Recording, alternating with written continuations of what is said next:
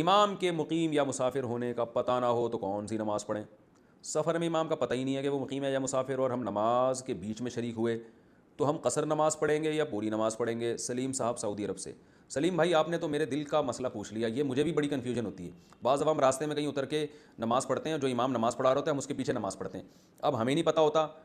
مثال کے طور پر میں اتحیات میں شامل ہوا، اب امام نے سلام پھیرا، اب میں کنفیوز ہوتا ہوں کہ یار یہ 4 رکعت کے بعد سلام پھیرا ہے یا 2 رکعت کے بعد پھیرا ہے،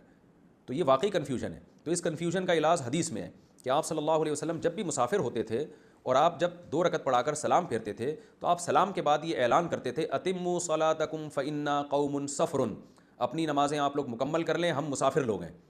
تو اس سے پتہ چلتا ہے کہ امام کو چاہیے کہ وہ سلام پھیرنے کے بعد یہ بتا دے لوگوں کو، عربی میں نہیں بتا سکتا، اردو میں بتا دے، پشتو میں بتا دے، سندھی میں بتا دے، پنجابی میں بتا دے، تو ہم نے جو ہے نا 2 رکعتیں پڑھی، ہم مسافر ہیں، تو یہ امام کی ذمہ داری ہے کہ وہ یہ بتا دے کہ ہم مسافر ہیں۔ تو اس سے یہ مقتدیوں کی کنفیوژن دور ہو جائے گی، ورنہ دور نہیں ہو سکتی۔ تو ورنہ یہ کہ آپ نماز پڑھنے کے بعد امام سے پوچھ لیں کہ بھائی کتنی پڑھی ہیں آپ نے، اور کوئی حل میرے خیال میں ہمارے پاس نہیں ہے۔ تو آپ 2 رکعتیں پڑھ لیں، پوچھ لیں، امام اگر کہا کہ میں نے 4 پڑھی ہے تو پھر آپ 4 پوری پڑھ لیں، سوری پھر 2 رکعتیں دوبارہ پڑھیں آپ، کیونکہ آپ انفرادی پڑھیں گے تو یہ والی نماز تو نہیں ہوئی، اور اگر امام نے کہا کہ میں مسافر ہوں تو پھر آپ کی ہو گئی غریبی میں۔